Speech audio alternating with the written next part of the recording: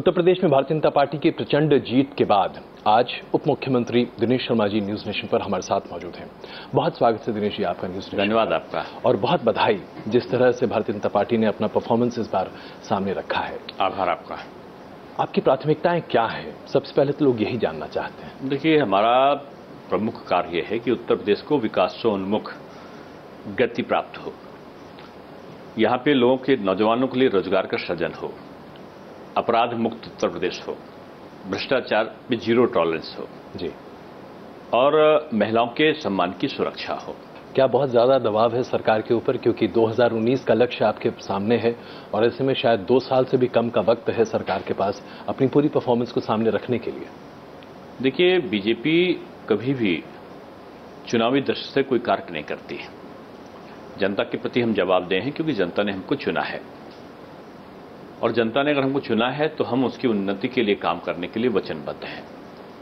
इसीलिए पहली पार्टी है जी जिसने संकल्प पत्र जारी किया और संकल्प पत्र के अनुसार हम एक एक बिंदु के अनुसार काम कर रहे हैं।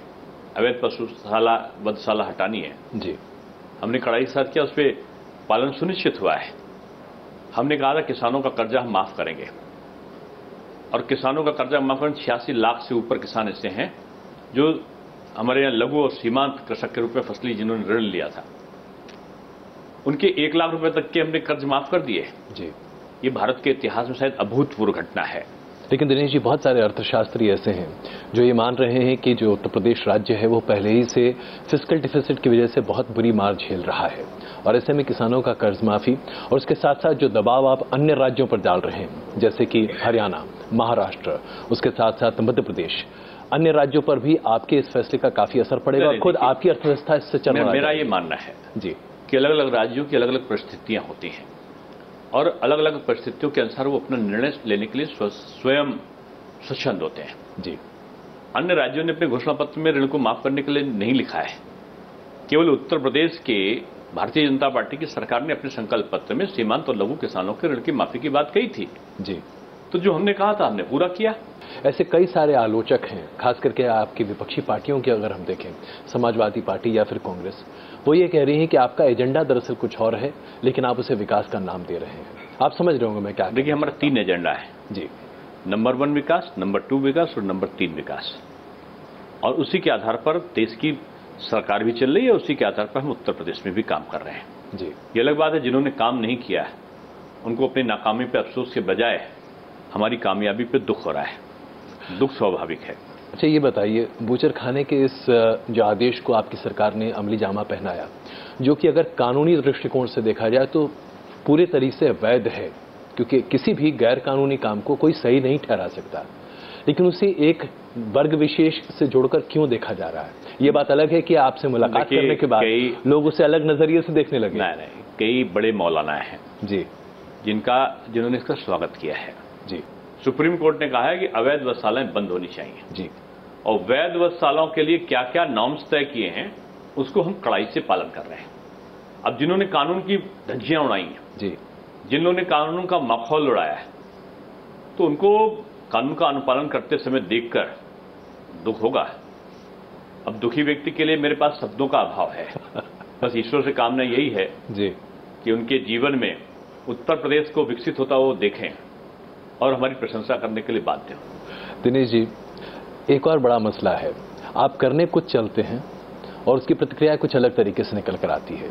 योगी जी ने कहा कि अगर सुप्रीम कोर्ट ने जो आदेश किया, एक तरह से निर्देश दिया कि आप बातचीत के जरिए राम मंदिर के विवादास्पद मुद्दे को सुलझाएं, आपकी सरकार ने इसे लेकर एक सकारात्मक पहल सामने रखी, लेकिन इस सकारात्मक पहल को भी लोग एक अलग चश्मे से देखने लगे हैं। ये चश्मा कब उतरेगा? मुझको लगता है कि चश्मा उतरने के दिन आ गए। जनता ने जिस प्रकार से अपना अभिमत व्यक्त किया, 3/4 से ऊपर की सीट बीजेपी को दी है जी, मैं समझता हूं इस प्रकार की नीति पर चलने वाले लोगों को अब भी जाग जाना चाहिए और देश का विकास हो तो ये जाति धर्म से उठकर बात करना चाहिए जी। अगर मसला आपसी सहमत से निपट जाता है कोर्ट के बाहर जी, तो उसमें किसी दल को आपत्ति क्या होनी चाहिए? उनको तो और बढ़ के सहयोग करना चाहिए। ये सवाल मैं आपसे इसलिए भी दोबारा पूछ रहा हूं क्योंकि आपने गुजरात में भी बड़ी सक्रिय भूमिका से वहां पर काम किया 2014 में, और मोदी जी की एक छवि को लेकर देश भर में लगातार चर्चा होती रही। चुनाव जीतकर आए, उसके बाद भी वो छवि बरकरार रखने की बड़ी कोशिश की गई। आखिरकार ऐसा क्यों होता है कि भारतीय जनता पार्टी के संबंध में आते ही एक बड़ा वर्ग देश का अचानक एक अलग नजरिए से ही बात करता है और कुछ समझने की कोशिश नहीं करता? ये कौन सी मानसिकता है? नहीं, मैं समझता हूं वर्ग नहीं है, कुछ आइडियोलॉजी कुछ लोगों की ऐसी है जी, जो संकीर्णता के दायरे को पार नहीं कर पाती, जो अल्पसंख्यक और बहुसंख्यक में तुष्टीकरण की नीतियां अपनाती हैं। ऐसे वो लोग हैं जो एक संप्रदाय विशेष की शादी पर तो अनुदान देते हैं, दूसरे के लिए उनकी आंख नहीं खुलती। अगर प्रधानमंत्री ये कह देते हैं कि ईद पे और होली पे दोनों पे बिजली आना चाहिए जी, तो उन्होंने ये तो नहीं कहा कि केवल होली पे आना चाहिए, उसको भी उस पर खुश होना चाहिए था लोगों ने कि इन्होंने हिंदू और मुस्लिम दोनों की बात करी जी। फिर उस पर भी लोग टिप्पणी करने लगते हैं। उनको शक है, आशंका है कि वर्ग विशेष पे उनका आधिपत्य है। नहीं है, हिंदुस्तान का मुसलमान भी पढ़ा लिखा और बहुत समझदार है, और मैं समझता हूं कि जल्दी उनको इन सबकी जो कारगुजारी है और लोगों की जो उनको बांटना चाहते हैं वो समझ में आ गई है। ऐसा नहीं है कि बीजेपी को वोट नहीं दिया, बीजेपी को भी वोट मिला है, मत प्रतिशत कम और ज्यादा हो सकते हैं, लेकिन लोगों की सोच में परिवर्तन आया है। और आगे हमारी काम से देश की जब सरकार बनी, लोगों ने हवा खड़ा कर दी मोदी जी आएंगे तो ये देश में ये हो जाएगा वो हो जाएगा जी। आज जितना हिंदू सुरक्षित है उतना ही मुस्लिम भी सुरक्षित है। बिल्कुल। आज अगर हिंदू को रोजगार मिल रहा है तो मुस्लिम को भी रोजगार मिल रहा है जी। सड़कें बन रही तो हिंदू भी चल रहा है, मुस्लिम भी चल रहा है। भेद कहां है? भेद लोगों के दिमाग में है। दिनेश जी, आपने सरकार की प्राथमिकताओं की बात की, तो एक बहुत बड़ा महकमा आपके पास है, शिक्षा, और इसे लेकर उत्तर प्रदेश एक कालिक से पोता गया हमेशा। नकल या तमाम तरह की अन्य चीजें उत्तर प्रदेश की एक शैली है, जीवन शैली है। इसे कैसे परिवर्तित करने की कोशिश कर रहे हैं आप? देखिए, उत्तर प्रदेश में ये साहित्यकारों के जनन की केंद्र रही है उत्तर प्रदेश की धरती, और शिक्षा लेने के लिए सुदूर पूरे दुनिया से लोग काशी आते थे। यानी उत्तर प्रदेश में शिक्षा को प्राप्त करने का लोगों का एक मंतव्य होता था। लेकिन कुछ समय से शिक्षा को लोगों ने व्यवसाय बना दिया, रोजगार का एक अंग बना दिया जी। आप जो है सारी चीजों को हर साल आप फीस बढ़ा दोगे, 25% फीस बढ़ गई, 20% बढ़ गई, सामान्य बात हो गई जी। आप शिक्षक को पूरा उसका वेतन दोगे नहीं, उसको 5,000 में रखोगे, 7,000 में रखोगे, और बच्चों से फीस आप 3-3 लाख रुपए 2-2 लाख रुपए साल में लोगे। लोग मकान बेच कर अपना फीस देते हैं जी। ऐसे जगहों के लिए मेरे पास में है कि कानून बनना चाहिए। हम शिक्षकों के हित की भी, छात्रों के हित की भी, और साथ में शैक्षिक कैलेंडर को भी तैयार करना कि 220 दिन की पढ़ाई होनी चाहिए। 220 दिन में 200 दिन जी तो क्लासेस हो, और 20 दिन जो बच्चों को ना आया वो पढ़ाएं। आपने अपने स्कूल्स में, जैसे कि अभी फरमान सामने आया जो कि बहुत ही अच्छा, उसकी बहुत प्रशंसा भी हुई, शिक्षक जो हैं वो कैजुअल तरीके से ना आए, एक अच्छी ड्रेस पहन कर आए, बच्चे भी जो सही तरीके से हों, योग की बात आपने कही। इन तमाम चीज़ों को लेकर जहां एक बहुत बड़ा वर्ग है जो बहुत खुश है, अभिभावक खुश है, वहीं पर आपके विरोधी आपके इस कदम का भी एक तरह से निंदा तिरस्कार करते दिख रहे हैं। योग में क्या दिक्कत है? सामान्य मानता है शिक्षक के बारे में जी, कोई ड्रेस कोड नहीं है, लेकिन एक सामान्य अभिव्यक्ति होती। छात्र शिक्षक के बोलने के तरीके से लेकर उसके ऊपर से नीचे तक उसको देखता है जी। और मैं मानता हूं कि हमारा उत्तर प्रदेश का शिक्षक बहुत अच्छा है, लेकिन कुछ जगहों पर आकर जी क्लास की जगह पर कोई और कार्य होने लगा तो उस पर लोगों की टिप्पणी होना स्वाभाविक हो जाता है। हमने योग शिक्षा अनिवार्य किया है, और योग शिक्षा अनिवार्य नहीं है, ये फिजिकल एजुकेशन का एक पार्ट है। फिजिकल एजुकेशन अनिवार्य है, और उसी के साथ साथ बी पार्ट उसका जी, ये योग शिक्षा होगी। यानी जो फिजिकल एजुकेशन के क्लासेस होते हैं उसी क्लासेस में एक अंग, एक परीक्षा अब योग शिक्षा की भी होगी। अब योग शिक्षा होगी, बच्चे के शारीरिक दृष्टि से स्वास्थ्य आएगा, स्वास्थ्य आ जाएगा, मन मस्तिष्क स्वस्थ होगा तो काम करने की प्रवृत्ति उसके सकारात्मक होगी। तो इसमें कोई लोगों को संकोच क्यों है? इसमें लोगों को दिक्कत क्यों आती है? योग का नाम सुनते ही अचानक से लोग बिफरने क्यों लगते हैं? देखिए, लोगों को नहीं है जी, कुछ संकीर्ण मानसिकता की प्रवृत्ति वाले लोग ऐसे होते हैं जो जबरदस्ती इसमें विवाद पैदा करना चाहते हैं। इस्लामी देश कई ऐसे हैं जिन्होंने योग को अपनाया है। ये हिंदू और मुसलमान का कहां है? 194 देश कर रहे हैं, ईसाइयों ने भी तो सुना। हमारा तो हिंदू राष्ट्र तो कोई है नहीं, सबसे बड़ी निरपेक्ष राष्ट्र है। सबसे बड़ी बात है कि अंतर्राष्ट्रीय स्तर पर इसकी स्वीकार्यता है, लेकिन हिंदुस्तान में से लेकर बार बार विरोध होता है। ये बात समझ में नहीं आती। हिंदू और मुसलमान दोनों में स्वीकारता है जी, दोनों की अंग प्रत्यंग की प्रक्रियाएं जी, आपको लगेगा कि योग के ही एक अंग है। लोगों को, हिंदू और मुसलमान को आपत्ति नहीं है, हिंदू और मुसलमान की राजनीति करने वालों की आपत्ति है, और उनकी राजनीति के कारण उनको सत्ता से विमुख होना पड़ा। तो भविष्य में भी मुझको यही संभावनाएं लगती है। एक और बड़ी बात जिसके लिए आप शायद बेहतर जवाब दे सकें, कानून व्यवस्था पर जो जोर योगी प्रशासन का दिखा है, अभी जो आपकी प्रशासन का दिखा है, उससे कम से कम ये तो माना जा रहा है कि लोग खुश हैं।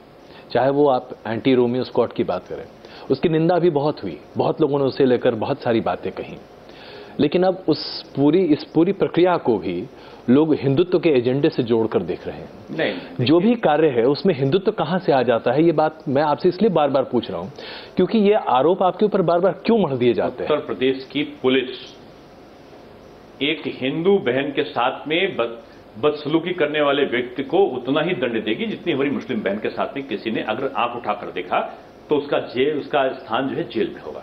जी, इसमें हिंदू और मुसलमान का है, महिला के सम्मान की बात है, और उसमें स्पष्ट निर्देश दिए गए पुलिस को कि कोई अगर नौजवान युवक युवती आपस में बात करते हैं, जाते हैं, चलते हैं, तो ये हमारे अभियान का अंग नहीं है। जी, अगर कोई महिला आपत्ति करती है और कहती कि और सामने उसको दिखाई पड़ता है कि कोई उससे अश्लील हरकतें कर रहा है, कोई अशिष्ट व्यवहार कर रहा है, ऐसे व्यक्तियों को दंडित करने का यह अभियान है। जी, इसमें कहां से राजनीति आ गई? लोग इसमें भी धर्म देखने लगे। कई हमारी बहनों ने, मुस्लिम बहनों ने खड़े होकर इसका समर्थन किया है। जी, जैसा कि आपने अभी अपनी बातचीत में पहले कहा कि इन्वेस्टमेंट तभी आएगा जब कानून व्यवस्था सही हो, और इस कोशिश में आप लोग निरंतर लगे हुए हैं। अगर आप इन्वेस्टमेंट क्लाइमेट की बात करें तो व्यवसायी उत्तर प्रदेश में आने से पहले डरता है, हिचकता है।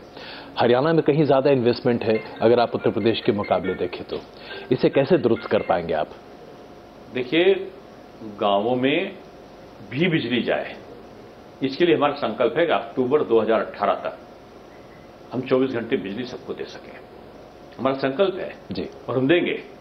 और अभी भी आप देखो, गर्मी आई है, एक जिले से आप बता दीजिए कहां से शिकायत आई है। महानगरों में हम 24 घंटे बिजली दे रहे हैं, और ग्रामीण क्षेत्रों में भी हमारी बिजली की जो सीमा है वो 18 घंटे तक पहुंच रही है। जी, बुंदेलखंड ऐसे स्थान पे हमने समुचित बिजली की व्यवस्था और पानी की व्यवस्था, और पानी मनुष्य के लिए नहीं, जानवरों तक भी पानी पहुंचे, इसके लिए कार्य योजना को तैयार करके उसको अमली जामा पहनाया है।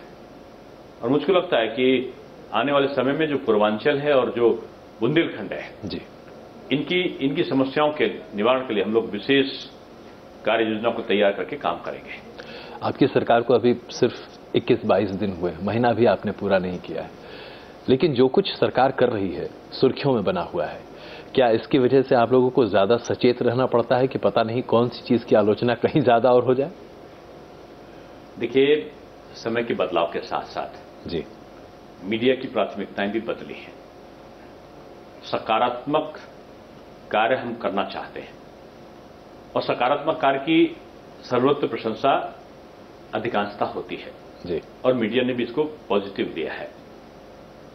अब कुछ कार्य ऐसे होते हैं जिनको करने में पहले अपयश मिलता है, लेकिन बाद में उसके लिए लोग उसको पसंद करने लगते हैं। जी, अब आप सपोज अतिक्रमण हटाने के लिए हम जाएंगे जी, मान लें जी, शहरों को स्वच्छ रखना है, कुछ लोगों को तकलीफ होगी, लेकिन हम उसके साथ साथ हमने कहा है कि वेंडिंग पॉलिसी को आप अमली जामा पहना, जो फेरी नीति है जी, कि हम अगर किसी को उजाड़ें तो किसी को बसाने का काम भी करें जी।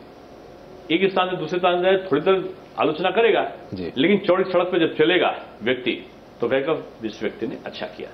ये नियम का पालन करने वाला प्रदेश है, स्वच्छंद राजनीति करने वाला नहीं है कि ये राम राज्य के लिए तो है जी, लेकिन इसका मतलब ये नहीं कि जो मन चाहे। सवाल आपने राम राज्य शब्द का इस्तेमाल किया तो मुझे लगा ये पूछ ही लेना चाहिए आपसे।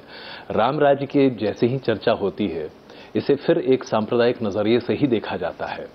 राम मंदिर आपके लिए आस्था का विषय है, राम मंदिर आपके लिए एक विश्वास का विषय है, या राम मंदिर और राम राज्य की परिकल्पना दरअसल उस उग्र हिंदुत्व का प्रतिनिधित्व करता है जिसे समझाने की कोशिश एक बड़ा वर्ग लगातार हिंदुस्तान में करता रहा है? मुझे उनकी सोच पर जो इस प्रकार का सोचते हैं मुझे तरस आता है।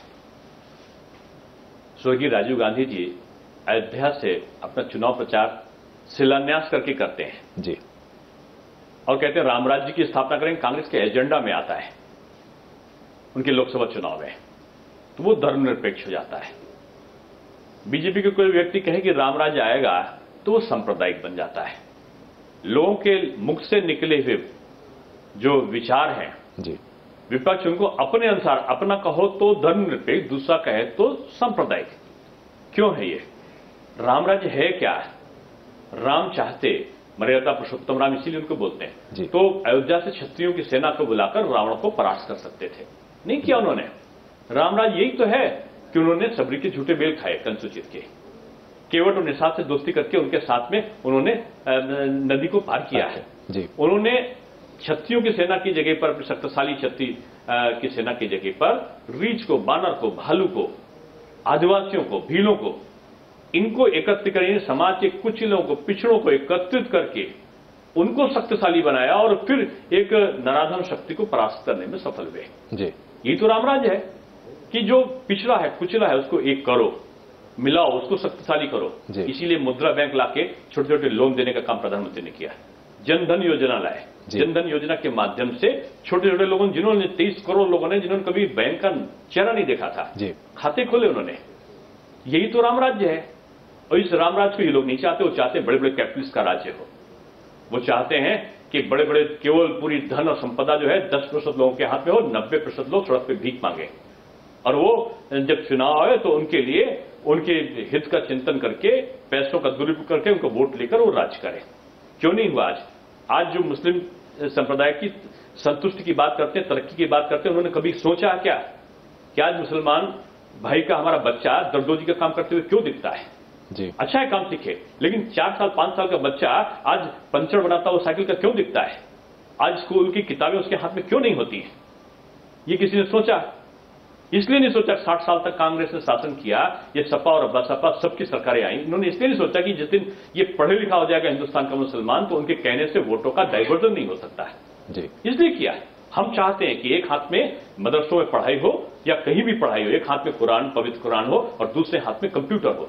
जब हिंदुस्तान के नौजवान में इस प्रकार की बातें होंगी हमारे मुस्लिम भाई की, तो सब मिलकर इस देश के विकास की अभिकल्पना को साकार करेंगे। क्या बात है। काश आपकी इस परिकल्पना को लोग उसी तरीके से समझ पाएं जिस तरीके से आप हमारे दर्शकों के सामने प्रस्तुत कर रहे हैं, क्योंकि इसके विभाजन और इसके भ्रामक प्रचार से काफी दुष्प्रभाव पड़ता है। बहुत बहुत धन्यवाद दिनेश जी हमसे बात करने के लिए, और उम्मीद है आप अपने रास्ते पर वैसे ही चलें अडिग तरीके से जिस तरह से आप चलना चाहते हैं। बहुत धन्यवाद आपका।